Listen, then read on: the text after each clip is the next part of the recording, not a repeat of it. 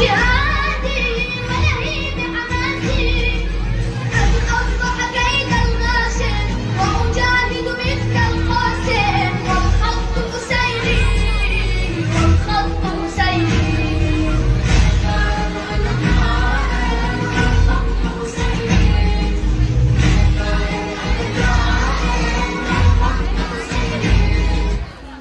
الله أكبر الله أكبر الله أكبر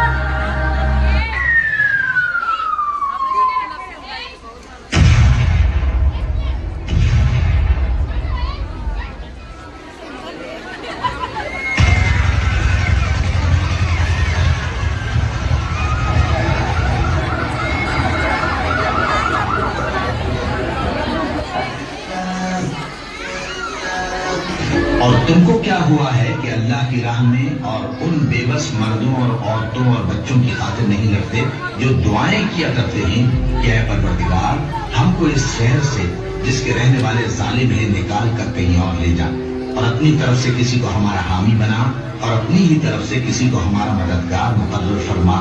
जो मोमिन हैं वो तो अल्लाह की राह में लड़ते हैं और जो काफिर हैं वो शैतान की राह में लड़ते हैं। सो तुम शैतान के मददगारों से लड़ो और डरो मत, क्योंकि शैतान का दाव कमजोर होता है।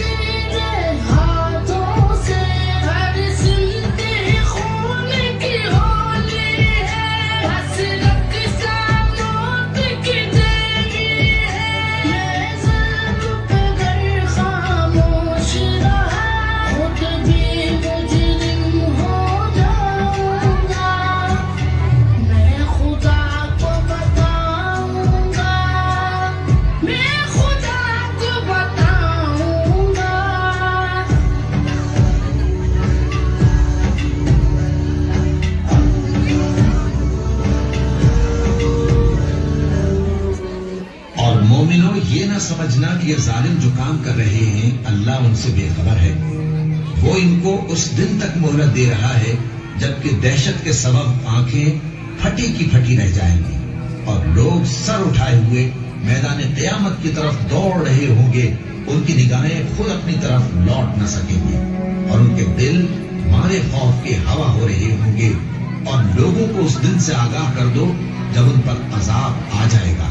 तब जालिम लोग कहेंगे कि ऐ हमारे परवरदिगार, हमें थोड़ी सी मोहलत अता कर ताकि हम तेरी दावत तौहीद कबूल करें और तेरे पैगंबरों के पीछे चलें। तो जवाब मिलेगा, क्या तुम पहले कस्में नहीं खाया करते थे कि तुमको इस हाल से जिसमें तुम हो जवाल नहीं होगा।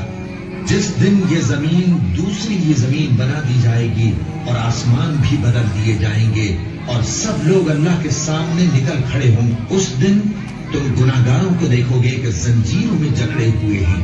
उनके कुर्ते तारकोल के होंगे और उनके चेहरों को आग लिपट रही होगी, ये इसलिए कि अल्लाह हर शख्स को उसके अमाल का बदला दे। बेशक अल्लाह जल्द हिसाब लेने वाला है।